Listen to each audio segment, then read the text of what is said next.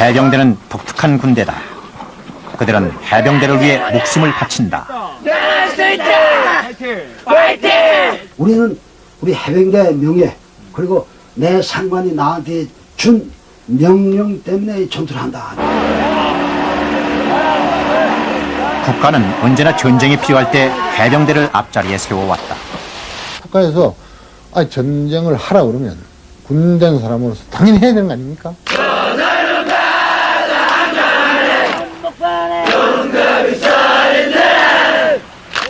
수많은 전투를 치르면서 그들은 희생의 아픔도 많이 경험했다.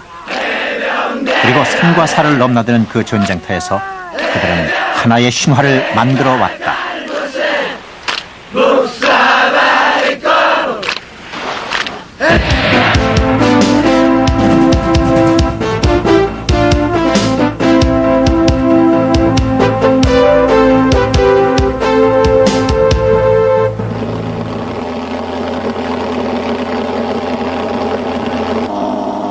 예비역 해병들은 자신이 해병대 출신이라는 사실을 어떻게든 알리고 싶어 한다. 현역도 아니면서 현역과 똑같은 군복을 입고 차에도 해병대라는 글씨를 새긴다. 예비역이라는 말은 아예 빼버렸다. 경기도 신갈의 해병 전후에는 주변 저수지에서 가끔 발생하는 익사사고를 겪은 뒤 인명구조 활동을 시작했다. 누가 시켜서 한 게 아니다. 비용도 스스로 부담했다. 한 빌딩이 서 있던 자리에는 부서진 콘크리트와 철근들이 가시덤불처럼 뒤엉켜 있습니다. 삼풍백화점이 무너졌을 때도 어김없이 예비역 해병들이 가장 먼저 달려왔다.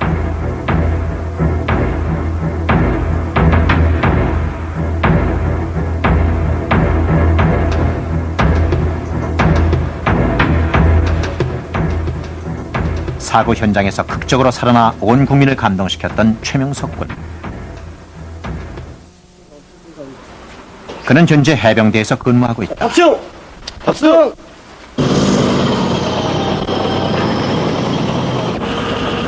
병역 특례 보충역의 제안을 받았지만 스스로 해병대에 자원 입대했다. 최명석 군은 왜 병역 특례라는 유혹을 뿌리치고 힘들다고 소문난 해병대에 지원했을까? 그 산풍 사고 이후 이상한 허무감과 저 자신도 이겨낼 수 없는 무기력함이 저한테 왔었습니다. 그 무기력한 그 상태로 특례 보충역으로 들어가서는 제 자신을 이길 수 없었을 것 같았습니다. 그래서 좀 더 강한 남자로 태어나기 위해 해병대에 지원 입대하였습니다.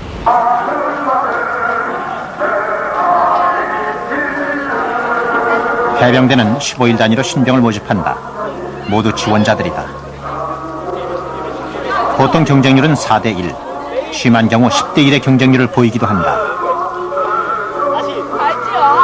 제 밑에 동생 해병 700기, 저 해병 256기, 동생 지금 오늘 입대 830기. 아주 좋습니다. 저희 아이가 원래 조금 몸이 좀 약합니다. 그래서 강인한 정신과 또 체력을 키우기 위해서 제가 해병대를 입대를 하라고 권유했습니다. 네. 안녕 얘들아!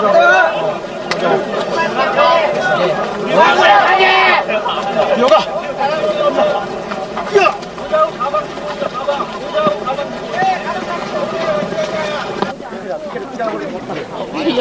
여친 거예요, 왼발! 현역을 피하기 위해 일부에서는 모든 수단 방법을 동원하는 요즘 해병대는 오히려 지원자들의 입대 열기로 가득하다.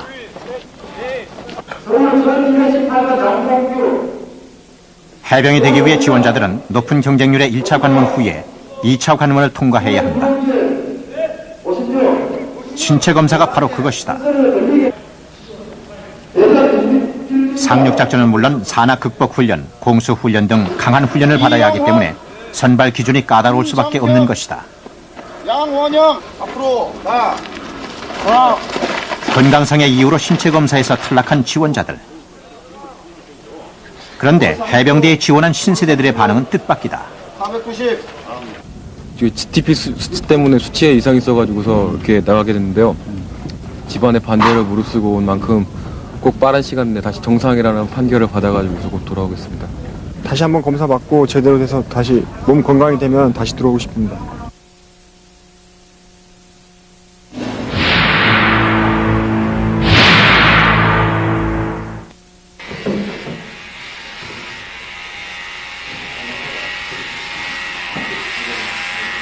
해병이 되기 위한 첫걸음은 사회에서 가지고 있는 모든 것을 버리는 일에서 시작된다.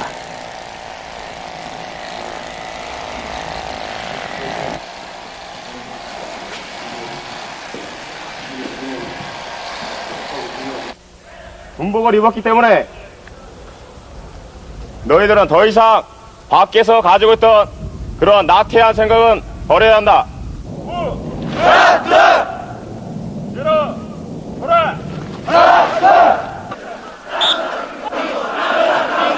신병들은 입대하자마자 해병대 특유의 강인한 정신력을 주입받는다.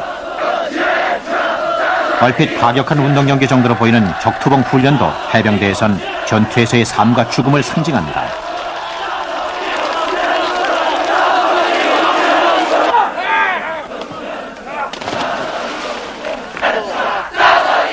격투봉 훈련에서 찐 신병들은 가혹한 얼차리를 받게 된다. 그 사망한 결과를 지금 보여주겠다.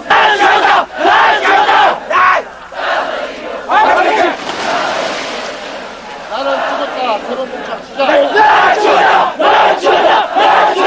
그래서 지금 자 같은 행동이 와야 된다. 알겠나? 다음에 우리 가서 뛰면은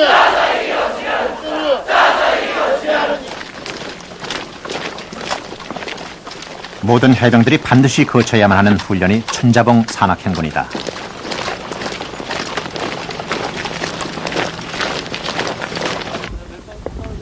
창설 초기 신병훈련소가 경남 진해에 있었을 때 선배들은 완전 군장을 하고 한밤중에도 비상이 걸려 천자봉을 오르내렸다. 강한 훈련의 전통은 그때부터 시작됐다. 선배 해병대원들이 피땀 흘려 지금까지 전통을 쌓아올린 이곳 천자봉을 등정하게 된 데 대해서 중대장이 한 명의 낙오도 없이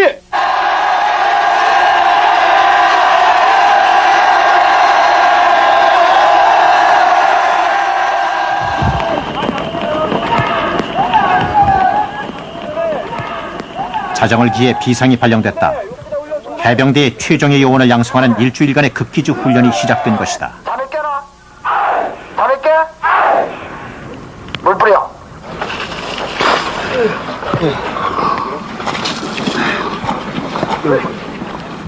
극기주 훈련은 어떤 상황에서도 살아날 수 있는 생존 능력을 기르는 훈련이다. 이들은 스스로 자신을 극한 상황에 던져넣기 위해 해병대 각 부대에서 모인 자원자들이다. 130여 명의 지원자들 중 이미 50여 명이 탈락하고 이제 80여 명이 남았다. 오하열. 최고의 해병대는 결코 평범함 속에서 존재해야 한다. 여러분들은 가장 혹독한 실험과 훈련을 통해서만이 최고의 해병대원이 될 수 있다. 일어서! 대원들은 곧바로 저수원 견디기 훈련에 돌입했다. 뒤로 가! 거기서 뒤로 붙어! 앉아! 5월 초 한밤중 밤바다에서 1시간 정도 계속 물속에 있다 보면 체온이 급격하게 떨어진다. 바로! 이소원에서는 차가운 바다의 악조건을 견디는 것은 해병이 되기 위한 기초적인 출발이다.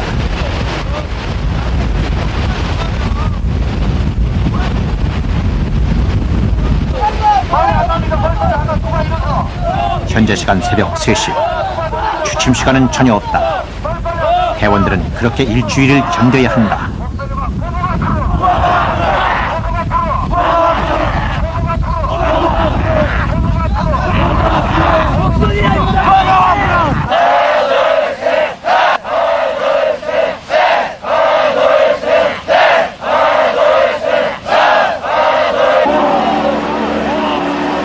훈련 이틀째. 오전 내내 보트의 수상이동 훈련이 계속되고 있다.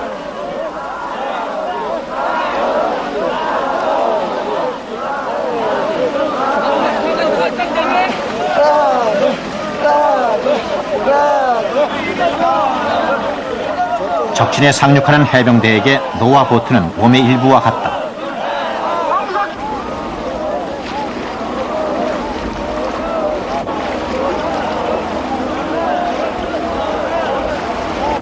시선 전방. 다리 붙여. 1번 수심이가 3번 준비권. 하나, 둘, 셋. 이날 오후 훈련은 비상탈출 훈련이다. 전쟁 시 군함이 침몰할 때 비상탈출 요령을 익히는 것이다. 대원들은 반드시 다리를 모으고 중요 부위를 보호하기 위해 규정된 자세를 유지해야 합격이다. 물에 대한 두려움이 있다면 그는 결코 해병이 될 수 없다.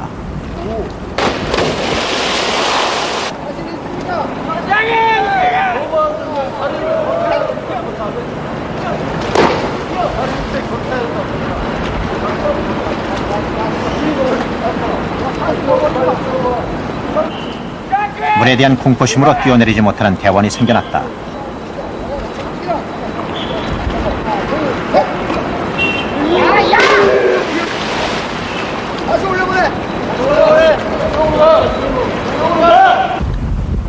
두 번째 다이빙.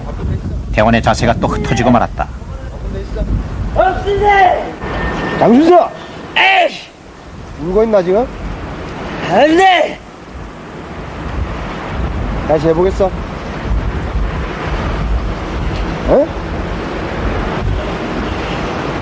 난 할 수 있어. 남들은 다 했잖아. 응? 넌 할 수 있단 말이야. 너 공수교육 받았어, 안 받았어? 맞습니다. 비행기에서 뛰어내리듯이 뛰어내린다. 내가 올 수 있다. 나는 할 수 있다. 나는 할 수 있다. 나는 할 수 있다. 나는 할 수 있다. 너 스스로 뛰어나가느냐? 너 스스로 뛰어나갈 때까지 반복해서 올라간다. 뛰어. 뛰어, 임마. 하나, 둘, 셋. 안 뛰어! 너 지금 몇 번 뛰어내렸어? 세 번째입니다. 죽었어 안 죽었어? 안 죽었습니다. 죽었어 안 죽었어? 안 죽었습니다. 그렇게 뛰어내려도 안 죽었잖아 이놈아. 장순서 다시 올라가. 모든 교육은 합격할 때까지 되풀이한다. 둘, 셋. 와, 리어파나마 이제 뛰어내릴 수는 있게 됐다. 물에 대한 공포심을 극복해낸 것이다. 수고하셨습니다. 지금 어떤 마음을 가지고 있습니까? 할 수 있다 자신감밖에 없습니다.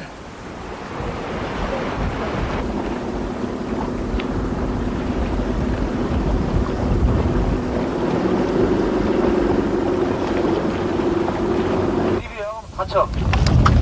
발 부러지고 허리 부러지고 목 부러진다 해서 분명히. 오늘 또 물에 사는 편이라. 훈련이 시작된 지 만 40시간. 대원들은 현재 이틀째 한 잠도 못 잔 상태다. 방향이 너무 많아 지금. 넘어야 저 같이 넘어가야 돼. 바닥 주부 자꾸 알았나? 알았어. 목소리 봐 알았나? 훈련은 이들에게 좋을 수 있는 잠깐의 시간마저도 인색하다. 극도의 피로가 밀려오는 상황에서 대원들은 예상하지 못한 부상을 당하곤 한다. 이 경우 훈련의 계속 여부는 본인이 결정한다. 그것이 해병대의 전통이자 규칙이다. 됐어. 한 돌려봐. 이거 맞나? 됐어. 10분간의 휴식 시간, 한 대원이 급히 보트로 뛰어간다. 그런데 훈련 기간 동안 대원들은 식사 시간 외에는 물을 먹을 수 없다. 갈증을 견디는 것도 훈련의 한 부분이다. 그러다 보니 물통이 담뱃값으로 둔갑한 것이다.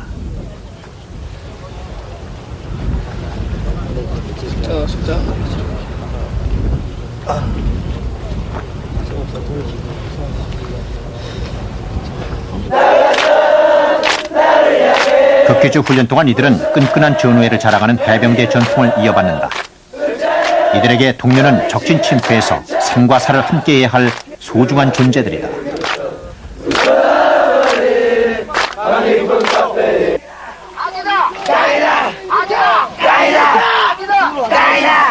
여섯 명이 한조가 돼서 105kg의 보트를 머리에 이고 육상 이동을 계속하고 있다. 이미 3시간째다.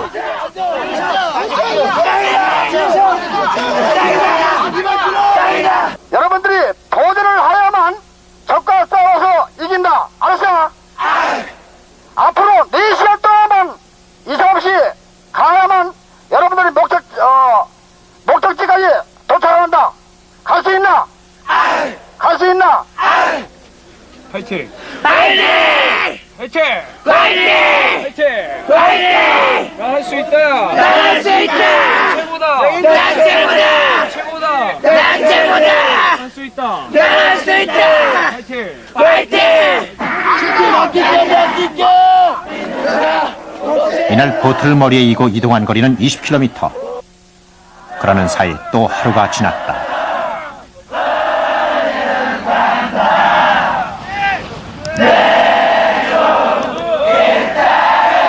심신이 편안할 때 발휘되는 전우회와 전장에서 맞닥뜨릴 수 있는 극도로 피곤하고 생명의 위협을 느끼며 혼란스러운 상황에서 발휘되는 전우회는 엄연히 다를 것입니다.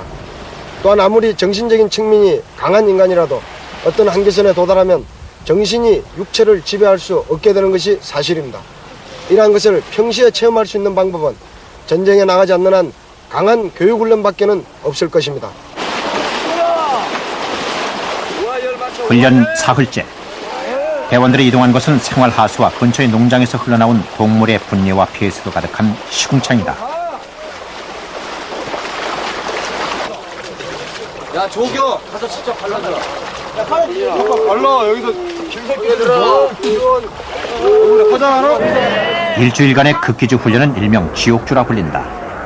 이 기간 동안 교육생들은 인간으로서 기본적으로 필요한 생리적 욕구를 최대한 억제하도록 요구받는다.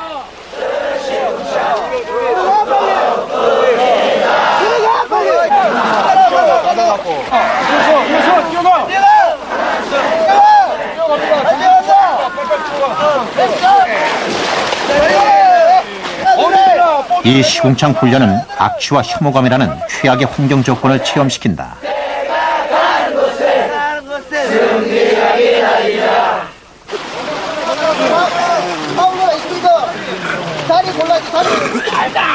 지금 가기 싫어? 못 받겠습니다. 못 받겠어? 아, 죽어도 못 받겠나? 포기하겠습니다. 왜 포기하나? 훈련 뭐가 있나? 나흘째. 2명의 대원이 훈련 포기 의사를 비쳤다. 내 자신에 대해서 실망한 것도 너무 많습니다. 하고 싶은 마음이 없습니다. 왜 없어? 넌들 다 하는데 왜 못하나? 자신에 대한 통제 능력의 한계를 보이기 시작하는 것이다. 그래서 어떻게 해병대 생활하나? 하기 싫다 이거지? 아, 포기하겠습니다. 네가 원하는 게 뭔데 그럼? 편안한 군대 생활이야? 아닙니다.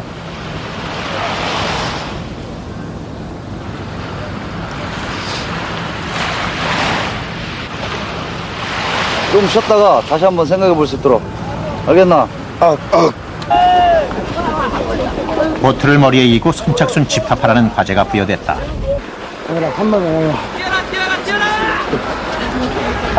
최고로 강한 자만이 살아남는다는 원칙은 식사 시간에도 예외가 아니다. 선착순 순서대로 1등은 앉아서, 나머지는 서서, 그리고 꼴찌는 보트를 머리에 이고 서서 밥을 먹는다.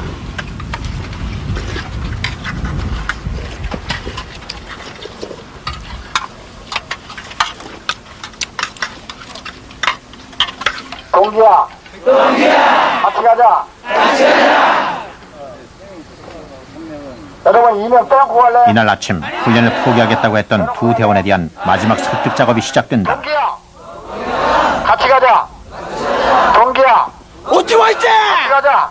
같이 가자! 동기야. 오티 화이팅! 같이 가자. 동기야. 동기야. 같이 가자. 인내력의 한계 상황에서 포기 의사를 비쳤던 두 대원은 동기들의 권유로 마음을 바꿨다.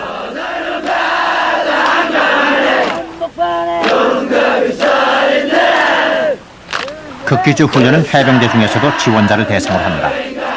구성원도 사병, 하사관, 장교가 뒤섞여 있다. 적어도 훈련 기간 동안 대원들은 계급에 상관없이 하나가 된다. 제대 후에도 악착같이 모이는 해병대의 특성은 바로 그렇게 만들어지는 것이다. 얼굴에다 똑바로 해줘. 얼굴에다 똑바로 해줘라, 앞으로.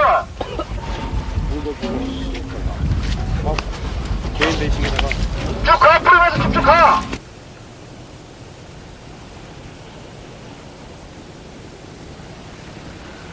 훈련이 시작된 지 닷새째.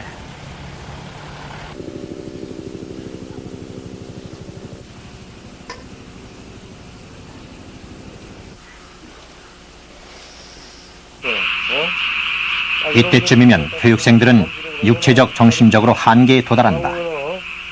배고픔과 추위, 잠깐 조는 것 외에 5일째 한숨도 자지 못한 해병들에게 마지막 고비다.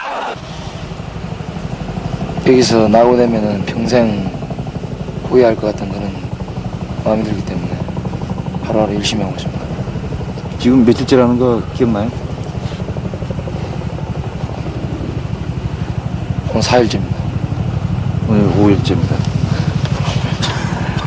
이 상황이 끝나면 따뜻한 친구 안에 들어가서 편안히 잠을 잤으면 좋겠습니다. 빨리 안 들려. 빨리 안 들려.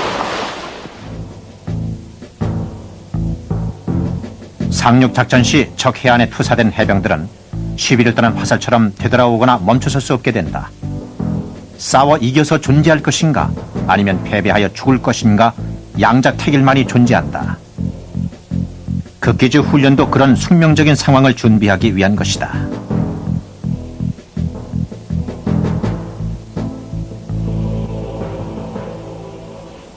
사십자 총원 지난 일주간 대단히 고생이 많았다. 지금 현 시간부로 극기주 종료를 선포한다.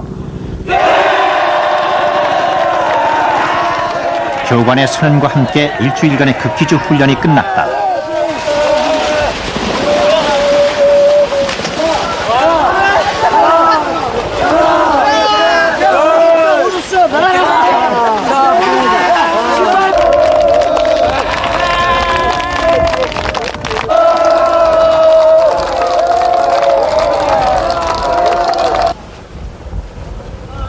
극기주 훈련 일주일 동안 대원들은 옷과 신발을 한 번도 벗어본 적이 없다.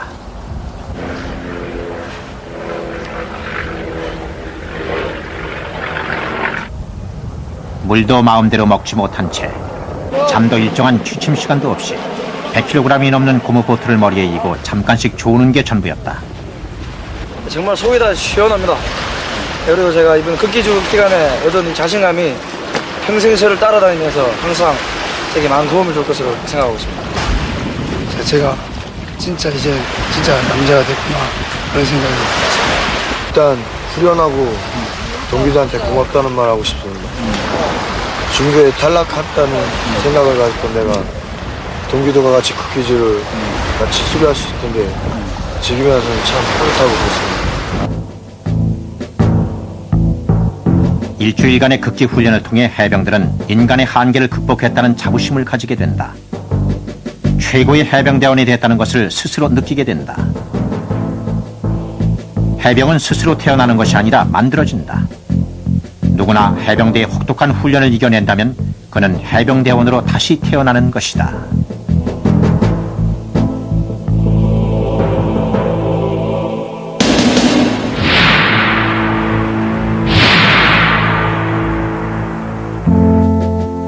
해병대는 1949년 4월 15일 6회 공군에 이어 가장 늦게 창설됐다. 해병대 창설의 계기가 된 것은 여순 반란 사건이었다. 1948년 10월 여수에서 반란 사건이 일어나자 육군을 돕기 위해 해군에서도 지원부대가 편성됐다. 그러나 해군은 앞바다에 머물기만 했을 뿐 여수에는 들어가지 못했다. 상륙부대가 없었기 때문이었다. 이 사건을 계기로 당시 해군 수뇌부는 해군 장교와 하사관을 중심으로 해병대를 창설하게 된다. 각 부서에서는 그래도 고분고분 말 잘 듣고 일 잘하고 하는 사람은 안 내놓는단 말입니다. 그럴 거 아니겠어요? 그러니까 이제 좀 말썽도 있고 이 사람 내보내자 하는 식으로 해서 나온 것이 결국 해병대 그 하사관 요원 중에 모두 간부들이었지. 말썽 부리는 것도 있지만은 또 그 대신에 또 아주 좋은 점도 있거든. 그건 뭐인가니 정의감이 세고 옳다 싶으면 그냥 힘차게 나가고 그게 또 하나 아주 좋은 점이란 말이야. 그걸 해병대에서 결국 살려서 쓴 거지. 해병대 일기는 모두 380명. 타군에 비해 가장 적은 소수의 병력으로 출발했다. 처음에 뽑을 때부터 해군 신병들 1200명 가운데서 그 씨름을 시켜가지고 제일 센 사람들, 그러니까 거기서 300명을 추렸으니까 4대1이지요. 그래서 그 사람들을 보고 미리 해병대라고 하는 것은 상륙, 그 적의 해안에 상륙하기 때문에 거의 다 그는 죽기 쉽다, 결사대다. 그래도 거기에 지원해서 오겠느냐? 지원하는 사람만 뽑았어. 창설 초기 해병대 훈련장은 진해의 덕산 비행장 활주로였다. 강훈련의 전통은 그곳에서 시작됐다.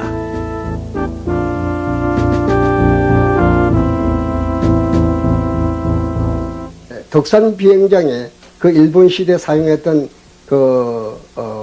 활주로, 그게 세멘트로 되어 있습니다. 근데 거기에 이제 정신력을 이제 함량한다고 해가지고 거기서 포복시키면은 대략 한 300m, 500m 그러면 전부 다 이게 옷이 망가지지만은 피가 막 흘리고 말이죠. 해병대는 창설 1년 만에 전쟁을 맞이한다. 개전 초기 국군은 불과 3개월도 안 돼 낙동강 방어선까지 후퇴했다. 게다가 8월 16일에는 경남 고성까지 진출했던 인민군 1개 대대가 통영을 점령했다. 인민군의 다음 목표는 바로 거제도였다. 만약 거제도가 함락된다면 부산이 위협을 받는 것은 시간 문제였다.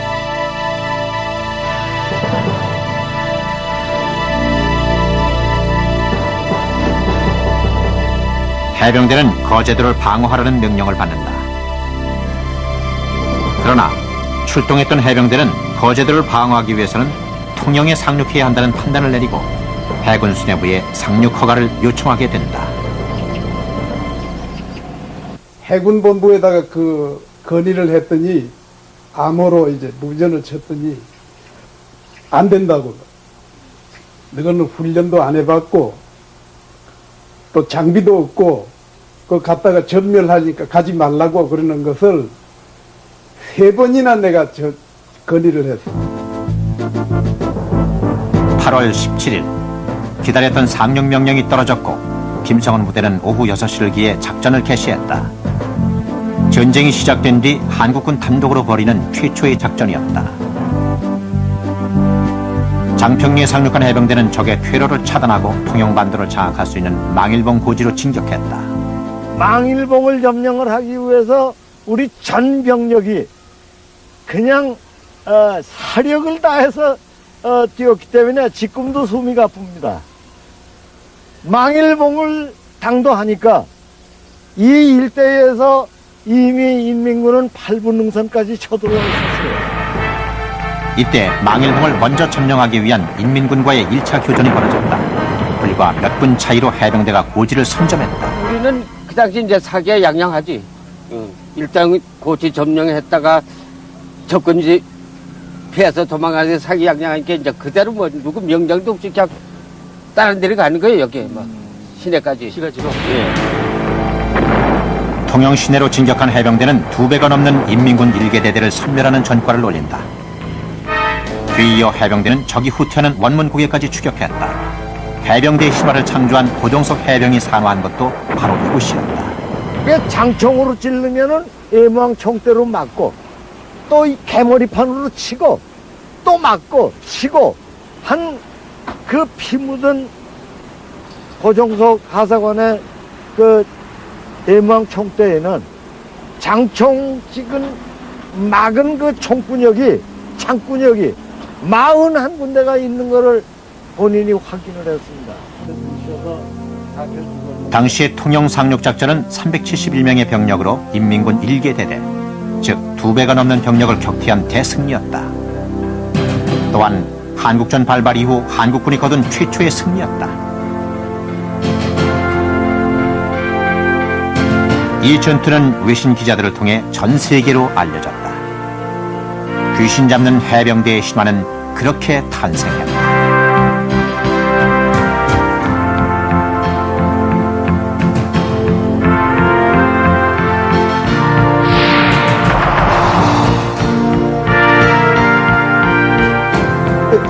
수복한 게 우리나라 전쟁이 시작돼서 실지를 빼앗겼던 땅을 우리가 도로 찾았다는 것이 그 처음입니다.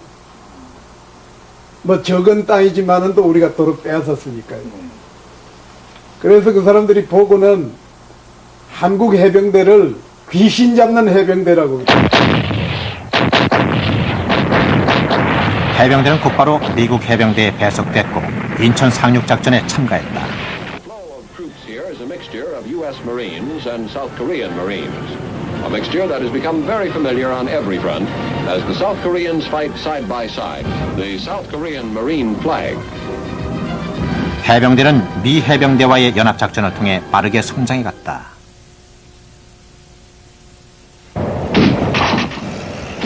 서울 탈환 작전에서 중앙청은 미군의 공격 목표였다. 그러나 아현동 고개에서 미군이 적의 기습을 받아 주춤거리는 사이 한국 해병대는 이미 서울역, 남대문, 시청을 접수하고 있었다. 한국 해병대는 미군 작전 지역인 중앙청을 공격하기로 결정했다. 홍신병에게 내가 특명이야, 이거는 소대장이. 너는 어떠한 일이 있어 이제부터 상급부대 호출에 대해서 응답하지 마. 너는 응답하면 내가 그대로 두지 않을 거야. 그래가지고 특별 명령을 지시하고 절대로 응답을 못하겠다 특명을 해놓고 선임하상한테는 분대장 소집해가지고 우리 공격 목표가 중앙청이다. 박정모 소위는 시청에서 중앙청까지 불과 2km의 거리를 7시간이나 걸려 도달하는 처절한 전투를 치렀다.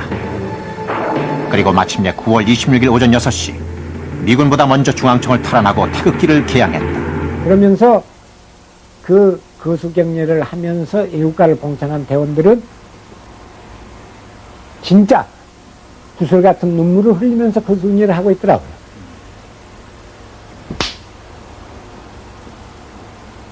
그래서 저는 50년의 가차운 역사가 지나갔지만 지금도 나는 그 생각을 잊을 수가 없어요. 얼마나 처절했던지. 그 다음에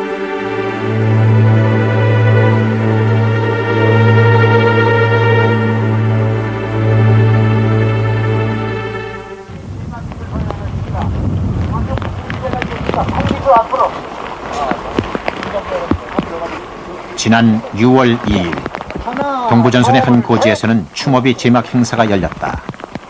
이어서 정기표 고문께서 축도사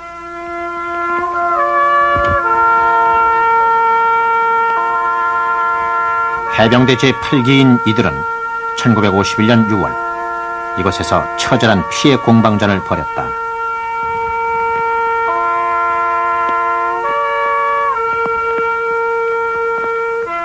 이곳은 해발 1000m 이상의 높은 산이 몰려있는 중동부 전선의 천혜의 요새로 미 해병대와 국군이 이곳을 점령하기 위해 혈전을 벌이고 있었다.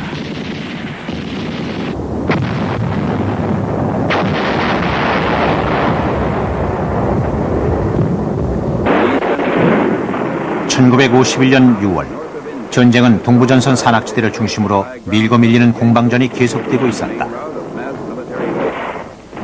특히 양구 인제간에 위치한 해발 1148m의 도솔산 고지는 미 해병 5연대가 공격했다가 많은 사상자를 내고 퇴각했다. 그리고 한국 해병 1연대가 도솔산 공격을 위해 투입됐다. 올라가는데 여기가 미 해병대들이 이제 내려와요. 내려오는데 이건 뭐 몰골이 사람이 아닙니다. 어떤 사람이 미쳐가지고 와 헬스리하고 돌아다니고 내려오고 어떤 사람은 막 부상을 돼가지고 이렇게 되고 오고 어떤 사람은 미쳐가지고 하하 막 혼자서 좋아서 웃고. 당시 이곳에는 인민군 2개 사단이 방어 진지를 구축하고 있었는데 칼날 같은 능선상에서 일주일 이상 밤낮 없는 전투가 계속됐다. 6월 4일 미 해병대와 임무를 교대한 해병대는 아침 8시를 기해 총공격을 감행했다.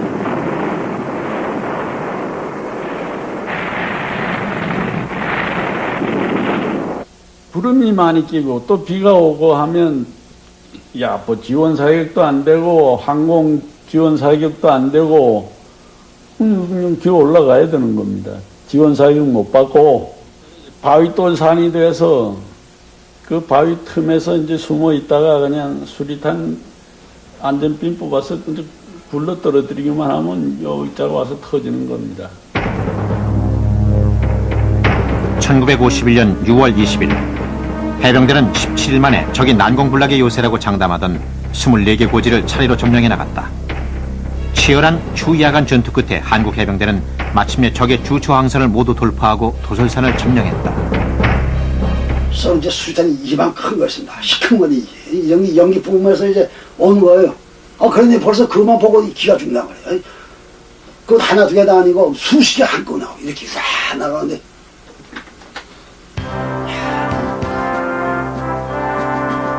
해병대가 도솔산 지구에서 거둔 승리는 적 2개 사단을 퇴각시키고 1개 연대를 전멸시키는 엄청난 것이었다.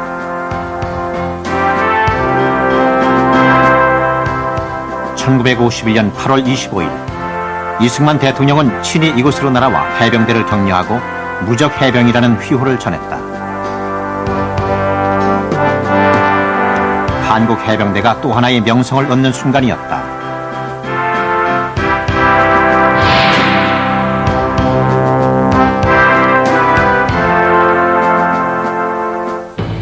(6.25) 전쟁 기간 동안 해병대는 통영 상륙작전, 인천 상륙작전을 필두로 도솔산 펀치볼 전투를 승리로 이끄는 등 뛰어난 전과를 올리고 있었다.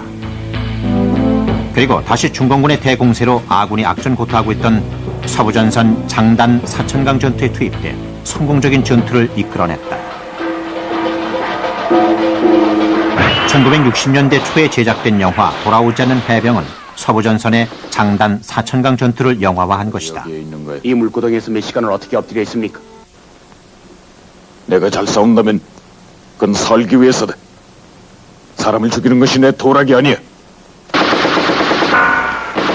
당시 중공군은 하룻밤에 2만 발 이상의 포탄을 퍼부어가면서 인해 전술을 폈고 해병대는 이를 돌격전으로 막아냈다.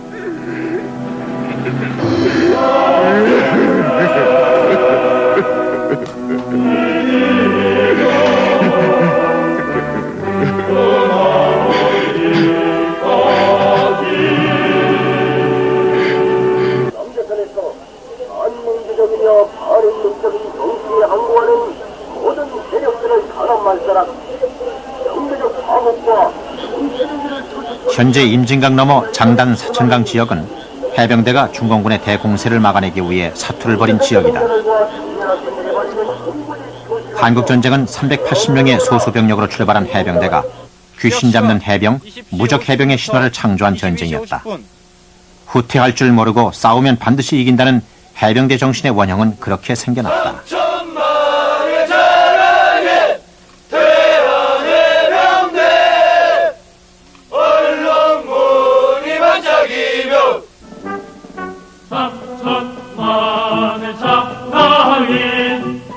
(1964년) 해병대는 다시 역사의 전면에 나타났다.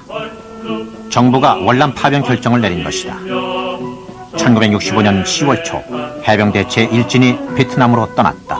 해병대가 강했기 때문에 보낸 거죠. 그 월남을 돕기 위해서 가서 거기서 잘못하다가 패전이나 한다든지 해놓으면 또 손실을 많이 입든지 해놓으면 우리 국내에 많은 정치적인 영향을 가져오게 됩니다. 월남에 파견될 한국군 전투부대인 청룡부대 해병 제2여단의 결단식이 9월 20일 동해안 공공기지에서 성대히 거행됐다. 해병대의 월남 파병은 한국군 역사상 최초로 전투부대의 해외 파병이었다.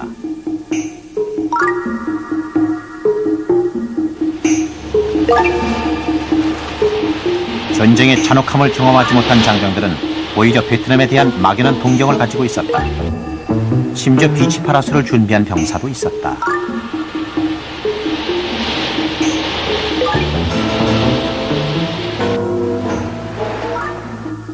근데 사실 그 월남에 도착했을 때 월남이라고 하는 나라가 전쟁 치르는 나라 같다는 생각을 못 들었습니다. 사실 우리 뭐 관광하러 온다는 그런 기분이 들어서, 왜냐 해변의 그 야자수가 아주 아름답고 그저 시골 동네이기 때문에 한국이기 때문에 조그만 어촌이에요.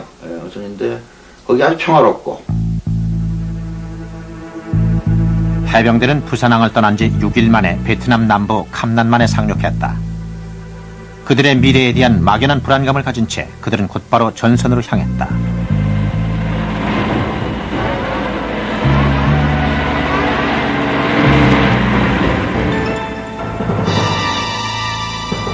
베트남에 대한 기대는 상륙 직후 당혹감으로 바뀌었다. 전쟁은 전후방이 따로 없는 게릴라전이었고 베트남 사람들은 환영보다는 무관심을 보였다. 동료들이 죽거나 부상하기 시작했고 그들은 전쟁의 소용돌이 속으로 빨려들어갔다.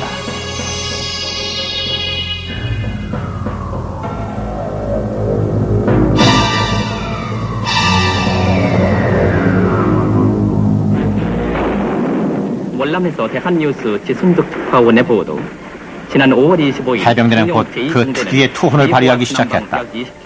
프랑스와 월남군이 18년 동안이나 공격했다가 실패한 까두산을 단 하루 만에 탈환하는 전과를 올리는 등 그들은 곧 종군 기자들의 중요한 취재 대상이 됐다. 전투에서 아군이 2사람이 죽었어요. 청룡부대가 죽었는데 도저히 못 들어가니까 철수를 시킨 거예요. 해병대가 철수를 시켰는데 철수시키고 나서 또 들여보내달라고.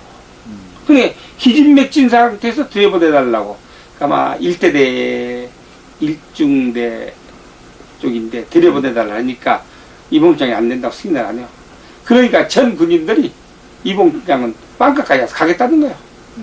밤새 그 전투고 꼭 가야 돼 간다고.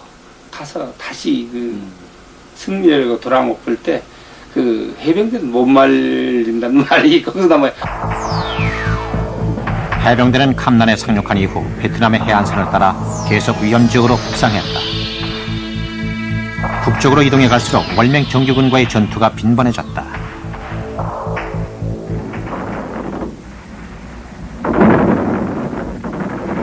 (67년 2월 14일) 새벽 4시 자빈동에 주둔하고 있던 청룡부대 3대대 11중대는 월맹 정규군의 대규모 공격을 받았다. 상대편의 숫자는 무려 10배가 넘는 2천여 명이었다. 엄청 새카맣게 쫙 깔렸고 그 월남인 특유의 그런 냄새가 그냥 진동을 하고 이 사람들은 완전히 자신감이 있었어요. 우리보다 병력이 엄청 많았기 때문에.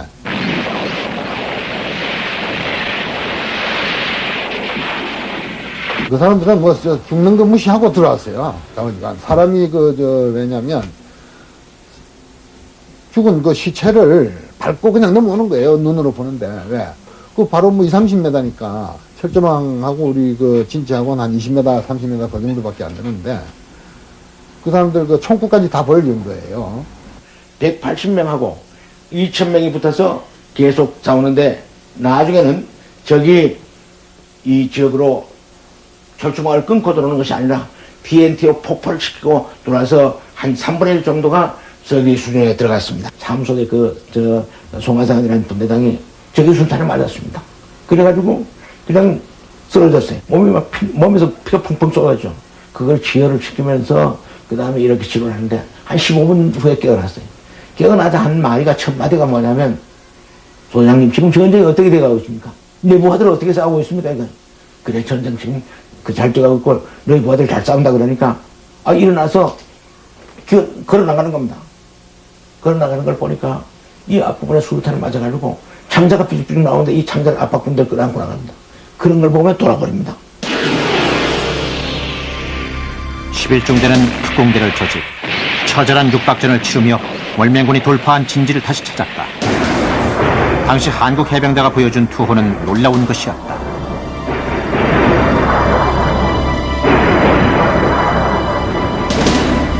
그때 그 적의 81mm 박격 포탄이 무수히 떨어졌습니다. 근데 포탄 떨어지는 틈에 바위 틈으로 기어가는데요. 갈 수가 없습니다. 이 바위가 조각이 막 이렇게 나가면 막 때려가지고. 그러면 아무도 없고 제 혼자 무전기 하나만 밀고 넘어가면서 이게 전부 전사한 게 아닌가. 나 혼자만 싸우는 게 아닌가. 이런 걱정을 했습니다. 넘어가 보니까 그래도 곳곳에서 자기 자리를 잘 지키고 싸우는 해병의 그 용감성을 보고서 저는 아주 여기서 같이 싸울 만한 충분한 보람이 있다는 느낌을 가졌습니다. 아침이 됐을 때 청룡부대원들은 스스로도 놀랐다. 11중대원 180명이 적군 2,000명을 격퇴한 전과를 기록한 것이다. 그것은 베트남 전쟁을 통틀어서 중대단위 전투를 하는 최대의 전과였다. 청룡부대는 6.25 때 진동리 전투 이후 두 번째로 중대원 전원이 1계급 특진을 하면서 신화를 남긴 해병대라는 또 다른 명성을 얻었다.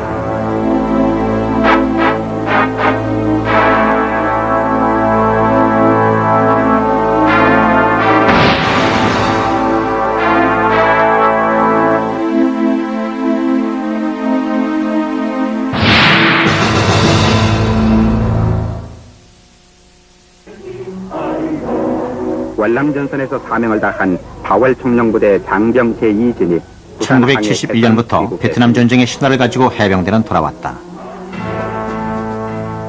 그러나 돌아온 해병들 앞에는 혹독한 시련이 기다리고 있었다. 그들 중 일부는 전쟁의 후유증을 지니고 왔다. 정남훈 씨는 1966년 해병대에 입대해서 첫 휴가도 못 나와본 채 베트남으로 갔다.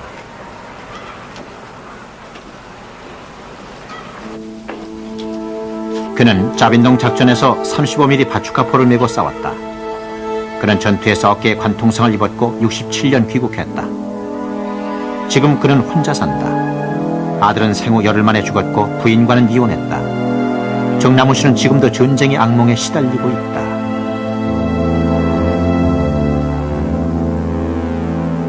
헬리콥터 소리만 들으면은, 그리고 내가 그 죽인 놈이 지금도 나를 원수가 부르는 것 같고.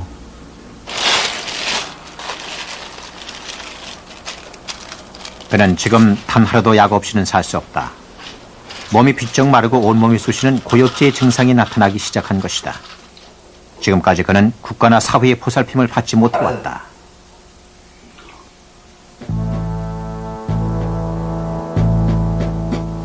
베트남에서 돌아온 해병대는 전쟁을 치른 군인들의 혈기가 과도하게 분출되고 있었다. 거리에서 행패를 부리는 등 오점을 남기기도 했다.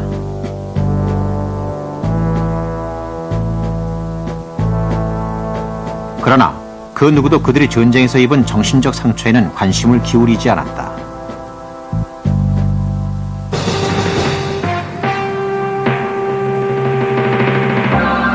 (1973년 10월 10일) 베트남에서 돌아온 지 불과 1년.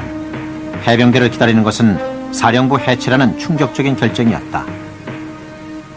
또 오늘날 특히 박정희 대통령께서 경제적인 군대를 운영해야 한다. 그러니까 해병대도 한 2개 사단 정도인데 그 부대에다가 사령부를 두고 또 대장까지 지휘장을 두는 것은 경제적으로 좀 고려한 문제 아닌가.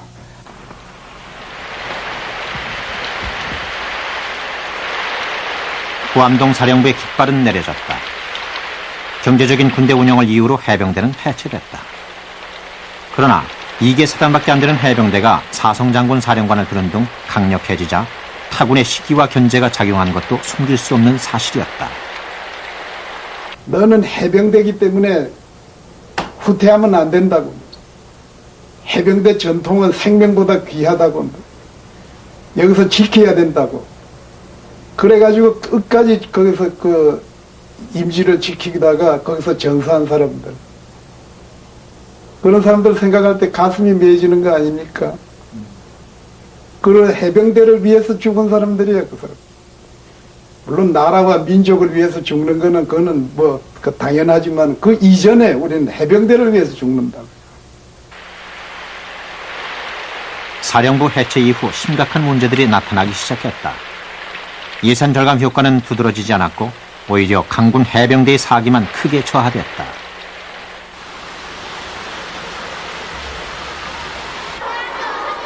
전쟁 기념관. 이곳에는 한국 전쟁과 월남전 당시 전공을 세우고 죽어간 용사들의 사진과 기념 동상들이 세워져 있다.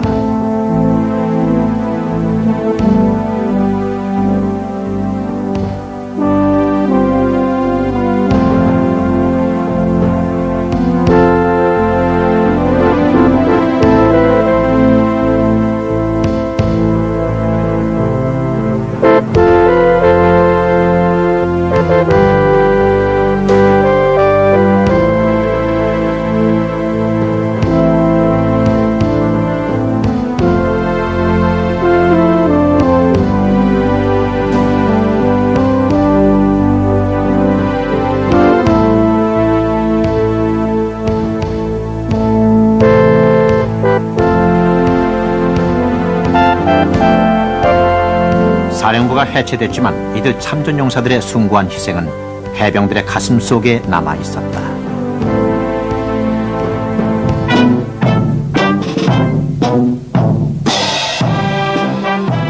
(1987년) 해체된 지 15년 만에 해병대 사령부가 부활됐다. 심취된 해병대를 다시 살리겠다는 조치였다. 사령부가 부활된 이후 해병대의 사기를 높이고 그 신화와 전통을 이어가려는 노력이 계속되고 있다. 금년 들어 해병대의 인사권과 예산권의 자율성을 보장하려는 입법이 진행되고 있다.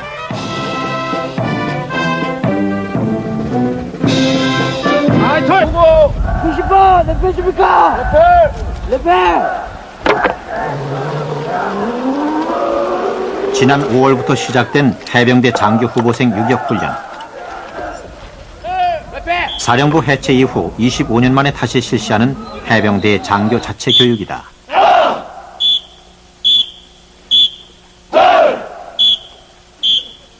해병대 장교를 지원하는 희망자들도 늘어나고 있다. 작년부터는 ROTC 후보생들도 해병대에 충원되고 있다. 장교가 되기 위해서 가장 첫 번째로 우리 해병대 정신이란 건 뭐냐?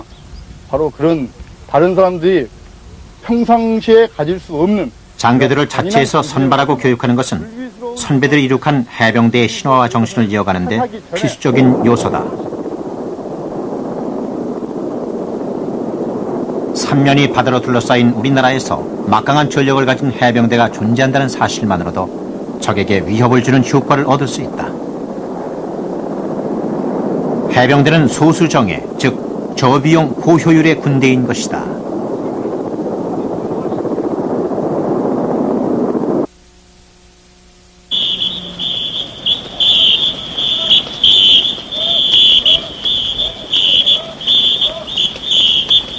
귀신 잡는 해병, 무적 해병. 전투를 통해 얻은 그들의 신화는 해병대 특유의 자존심을 지켜오게 했다. 제가 생각하는 해병대 전통이라는 것은 상관의 명예에 의해서 자기가 죽고 산다 하는 그게 해병대 전통을 생각해요. 그래서 저희들은 그 당시에 이제 적하고 싸웠지만 대한민국을 위해, 한국을 위해서, 국가와 민족을 위해서 싸운다고 생각한 그것보다도 우리는 우리 해병대 명예, 그리고 내 상관이 나한테 준 명령 때문에 전투를 한다, 그렇게 생각한 거예요.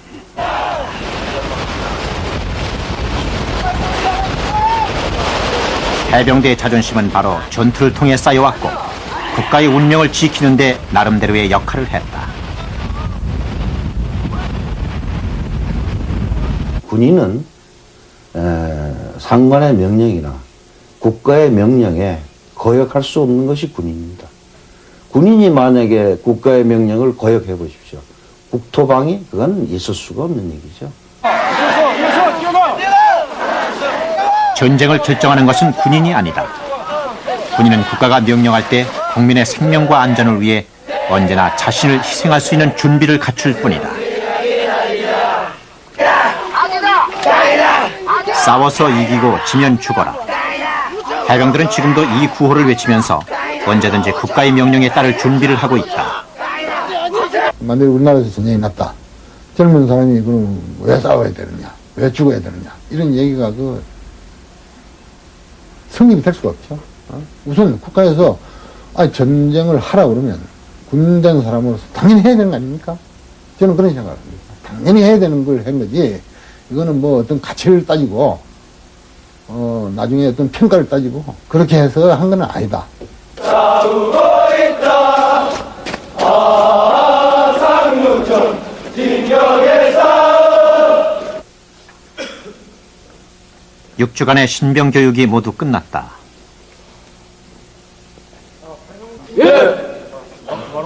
신병들은 이곳에서 해병대의 붉은 명찰을 지급받는다.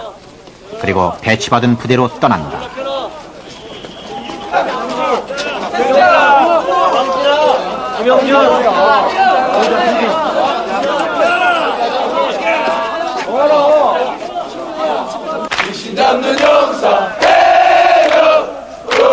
고된 훈련을 이겨내고 가슴에 피와 땀을 상징하는 붉은 바탕, 노란 글씨의 명찰을 단 젊은이들. 그들은 이제 대한민국 해병이다.